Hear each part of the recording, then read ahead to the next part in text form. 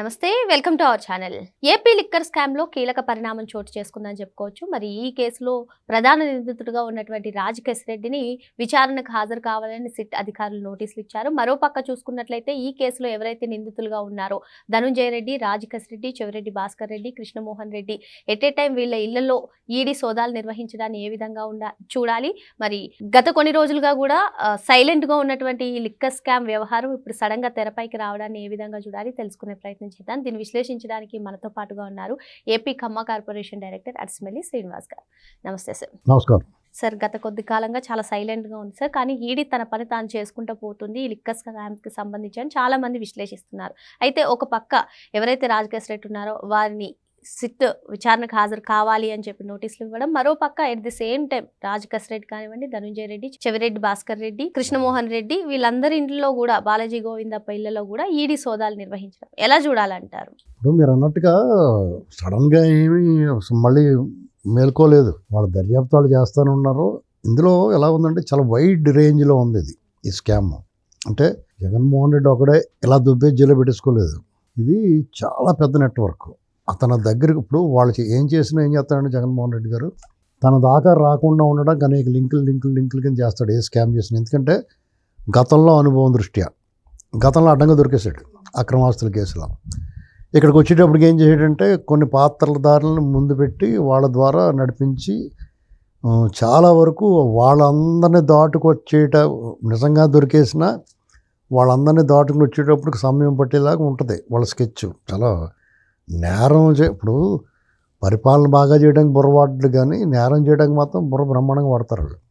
ఎందుకంటే నేరస్తులు కాబట్టి వాళ్ళ వృత్తి అది. ఇప్పుడు ఎవడ వృత్తిలో నైపుణ్యం ఉంటుంది. ఇప్పుడు వడ్రంగి ఉన్నారనుకోండి, ఆయన ఏం చేస్తాడో అందంగా చెక్తాడు, కలపని అందంగా చెక్కి మంచాలు, కుర్చీలు, నగిషీలు, రకరకాల లతలు అన్నీ అతని పనిలో అతను నిష్ణాతుడు కాబట్టి అతను బ్రహ్మాండం చేస్తాడు. అలాగే బంగారం వస్తువులు చేసే కంసాలి ఉన్నారనుకోండి, బంగారు వస్తువులు రకరకాల డిజైన్స్లో చేస్తాడు. మిషన్లు అంటే వచ్చినాయి కానీ లేకపోతే ఇది వరకు వాళ్ళే చేసేవారు చేతితోటే, హ్యాండ్మేడ్. అలాగే నైపుణ్యం సాధించుంటారు వాళ్ళు. అలాగే జగన్మోహన్ రెడ్డి వాళ్ళ గ్యాంగ్ ఏంటంటే నేరాలు చేయటంలో వీళ్ళు నిష్ణాతులు. ఇప్పుడు కారుమూరి నాగేశ్వరరావు వాళ్ళు ఆ ట్రాన్స్పోర్ట్లో వాళ్ళ అబ్బాయి బుక్ అయ్యాడు, నువ్వు రారా బాబు అని చెప్పారు విచారణకి. ఇన్నాళ్ళకి రమ్మంటే మా ఇంట్లో వాళ్ళకి ఒంట్లో బాగలేదు మళ్ళీ. ఇప్పుడు ఇది ఎలా ఉందంటే ఇవన్నీ చూస్తుంటే చాలామంది నిరాశ పడుతున్నారు చాలామంది. అంటే వీళ్ళు ఎప్పుడు అరెస్ట్ అవుతారా, ఈ కేసు ఎప్పుడు బద్దలయ్యి మొత్తం లోపలికి వెళ్తారా అని చూసేవాళ్ళు కొంతమంది.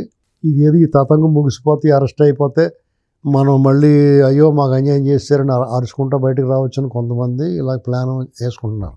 ఇవన్నీ చూస్తుంటే నాకు ఏమనిపించిందంటే ఒక ఊళ్ళో ఒక అతను కాసేపు కూసేపు అంటూ ఉన్నాడు, చనిపోయి అవసాన దశలోకి వచ్చాడు.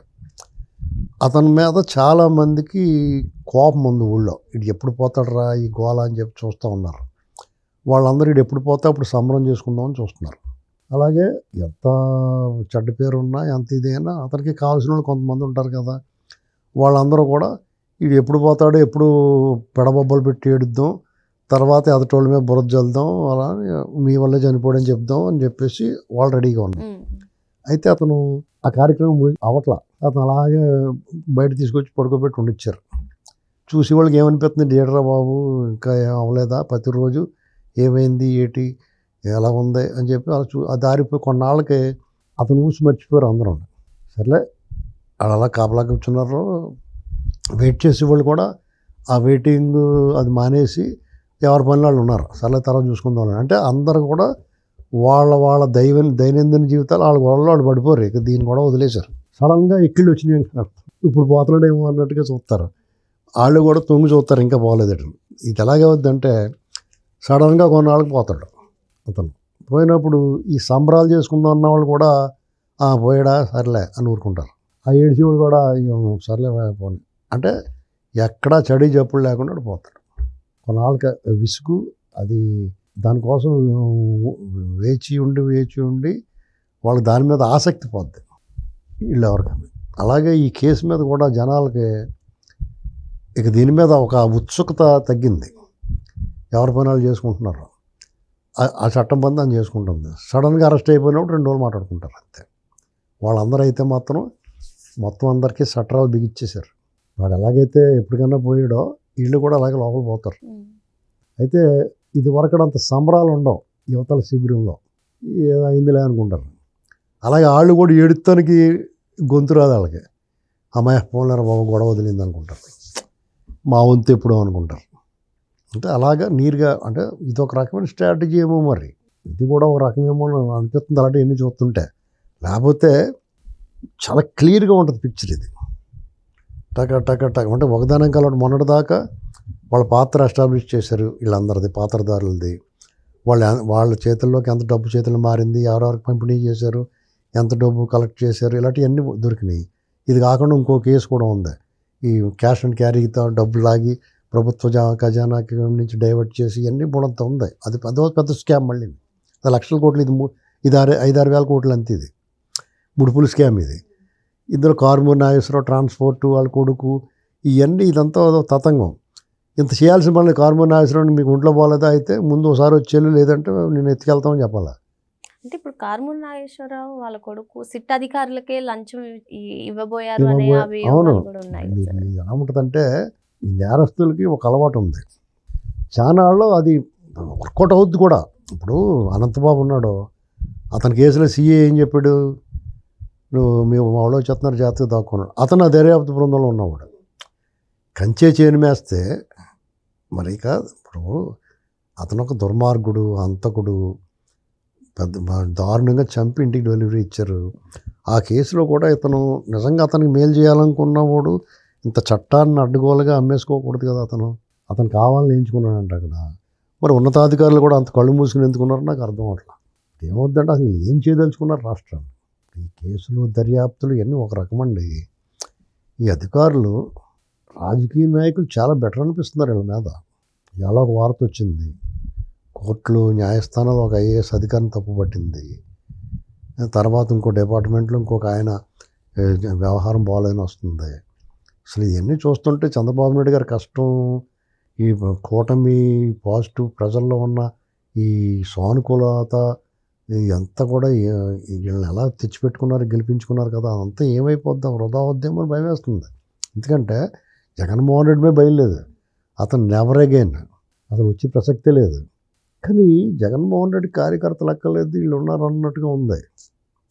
అతను పార్టీ నాయకులు కార్యకర్తలు అవసరం లేదు. ఇప్పుడున్న అధికార యంత్రాంగంలో కొంతమంది అన్ని స్థాయిల్లోనూ అతని మనుషులు ఉన్నారు అనిపిస్తుంది. చూసి విని చూస్తుంటే వార్తలు వస్తున్నాయి, దాన్ని ఎవడ కప్పెట్టలేడు కదా. గుప్పిట్లో నిప్పుని ఎవడ ఎన్నాళ్ళు కప్పెట్టి ఉంచగలుగుతారు. ఈ విషయంలో మరి ప్రభుత్వం చాలా సీరియస్గా ఉండాలి. ప్రభుత్వం ఏం చేస్తుందంటే ఏ పని వీళ్ళ చేత చేయించుకుని సావాలి కాబట్టి వాళ్ళు ఏం చేస్తారంటే కొంత సానుకూల దృక్పథంతో ఎక్కువ అగ్రెసివ్గా వెళ్ళకుండా ఉంటారు. వాళ్ళు ఏం చేస్తారో ఇదేదో దొరికిందిరా సొంతం అని చెప్పేసి మొత్తం కాకొడుతూ ఉంటారు. ఇప్పుడు ఎవడో ఉద్యోగ సంఘాలకు సంబంధించినప్పుడు సాక్షిలో కూర్చుని వీళ్ళు జీతాలు ఇవ్వట్లేదు సరిగ్గానే, ఏదో కొంతమందికి ఇస్తున్నారు, అందరికీ ఇవ్వట్లేదు, చాలామందికి టిప్స్ అమ్ముతున్నారు. అక్కడేమో ఆడు జాడించేసి సంవత్సరాలు ఎగ్గొట్టినా అది సంకనాగారు. అలా మాట్లాడేవాడు. ఉద్యోగులందరూ తిరగబడ్డారు. 90% వేతన జీవులేనండి. ఇందులో 20%, 10% ఉంటారు ఈ కరప్టెడ్ పర్సన్స్. వాళ్ళ వల్ల మిగతా వాళ్ళు చెడ్డ పేరు వస్తుంది, వాళ్ళ వల్ల మిగతా వాళ్ళు తప్పు చేయాల్సి వస్తుంది. అందరూ తప్పు చేయాలనుకోరు, పని వెంటనే చేసి పంపించాలనుకుంటారు. ప్రజలకు ఎంతో కొంత వాళ్ళ జీతం తీసుకున్న డబ్బులు పని చేయాలనుకుంటారు. కానీ ఈ కరప్టెడ్ పర్సన్స్ ఉంటారు కదా, ఆ డబ్బులు వాడికి ముట్టి వరకు పని కదలనివ్వడం. వాడు కంప్లీట్లీ అవినీతి సామ్రాజ్యంలో మునిగి తేలిపోండి. వాళ్ళందరూ కూడా లక్షల కోట్లు కూడా. ఇప్పుడు అందుకనే నేను ఏం చేస్తానంటే, నేను పర్సనల్గా తీసుకునేది ప్రభుత్వానికి వీళ్ళెవరికి సంబంధం లేదు. ఒక పౌరుడిగా నేను కొంతమంది ఏసీబీ అధికారులతో మాట్లాడి వీళ్ళందరినీ ఐడెంటిఫై చేస్తున్నాను. ఇటువంటి వాళ్ళందరినీ పట్టించాలా, వాళ్ళకి ఆదాయానికి మించిన ఆస్తులు ఎలాగొచ్చినాయనేటువంటిది చేయాలి. మన ప్రతి పౌరుడు ఈ పని చేయాలా, మనకెందుకు లేడు ఊరుకోకూడదు. దానివల్ల ప్రభుత్వాన్ని ఎన్నని చూసుకుంటారు వాళ్ళు. ఇప్పుడు ఒక నాయకుడు ఉంటాడండి, అతను ఎన్నెన్ని చూడగలుగుతాడు. ప్రజలుగా మన బాధ్యత లేదా? లంచం ఇవ్వమంటే ఇవ్వకుండా ఉండాలంటే ఇవ్వకుండా ఉండాలి, పని అవ్వాలి కాబట్టి ఇస్తాడు. ఇది అన్అవాయిడబుల్ అయిపోయింది, అనివార్యం, నివారించడానికి లేకుండా పోతుంది. కాబట్టి దీని మీద చాలా స్ట్రిక్ట్గా ప్రజలు కూడా దీని మీద ముందుకు రావాలి.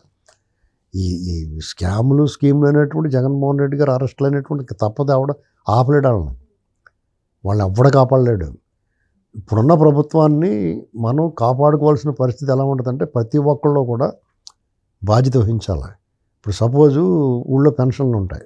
ఆ పెన్షన్‌లకి ఫిజికల్లీ డిజేబుల్డ్ వాళ్ళు ఉంటారు కదా! వాళ్ళకి లంచాలు తీసుకుంటున్నారంట. వాళ్ళని మీరు పట్టించాలా? డబుల్ దిబాడు తీసుకుంటున్నాడని చెప్పకూడదు. అలా చేయకపోతే పట్టించకపోతే ఎలాగండి? నిజంగా అవకరం ఉన్నవాళ్ళు పాపం ఇబ్బంది పడతారు కదా! ఇప్పుడు ఎంతసేపు ప్రభుత్వం చేయలేదు, నువ్వు పట్టుకోలేదంటే వాళ్ళు ఏ పని చేయాల్సి వచ్చినా వీళ్ళ ద్వారానే చేయించుకోవాలి కదా! అటువంటప్పుడు వాళ్ళ మీద దాడి చేస్తే రేపొద్దున మనము వాళ్ళకి అసంతృప్తిగా ఉండి రేపొద్దున వాళ్ళు దెబ్బేస్తే ఏదో ప్రభుత్వానికి కూడా మనం కూడా భరోసా ఇవ్వాలి కదా! మనం గెలిపించారు, మీ వెనకాల మేము ఉన్నాం, ఇదిగో మేము ఇలా చేస్తున్నాం అంటే ముందుకు రావాలి కదా ప్రతి దాంట్లోనూ. అది చెట్టు ముందా విత్తు ముందా అంటే ఇది పెద్ద కలగాపలకం అయిపోయిందని ఇప్పుడు ఐఏఎస్ అధికారులు వాళ్ళును ఐపీఎస్ అధికారులు అబౌవ్ వాళ్ళు అనుకుంటున్నారండి. అది సమస్య. యాక్చువల్గా రాజకీయ నాయకుడు అలా అనుకోడు. మళ్ళీ 5 సంవత్సరాలకు ఒకసారి ఎలక్షన్కి వెళ్ళాలి, అయ్యా బాబుని కాళ్ళు పెట్టుకోవాలి. వీళ్ళకి అవసరం లేదు కాబట్టి కొంచెం ఓవర్ యాక్షన్ చేస్తారు. ఆ పవర్స్ తగ్గించాలి వాళ్ళకి. వీళ్ళందరూ కూడా పబ్లిక్ సర్వెంట్స్, రాజకీయ నాయకులైనా అధికారులైనా వీళ్ళందరూ పబ్లిక్ సర్వెంట్స్. గవర్నమెంట్ ఎంప్లాయీస్ అంటే పబ్లిక్ సర్వెంట్స్ వాళ్ళు. పబ్లిక్ అంటే ప్రజలే కదా ప్రజాస్వామ్య దేశంలో. అటువంటప్పుడు వాళ్ళ యజమానుల పట్ల వాళ్ళు వ్యవహరించే తీరు కరెక్ట్గా లేదు. ఈ మ్యాక్సిమం వాళ్ళ దురహంకారం వల్ల కొంత అండి. అహంకారంతో ఉంటారు చాలామంది. ఇగో అధికారులు మనం అవసరమైతే ఎవడన్నా ప్రశ్న ఇస్తే ఆడు పని ఆపేస్తారు. దాన్ని ఎలా ఎదుర్కోవాలనేటువంటిది ఆలోచించాలి. అది దీని మీద ఒక చర్చ జరగాలి, పెద్ద చర్చ. మరో అంశంతో మళ్ళీ కలుద్దాం. Thank you sir.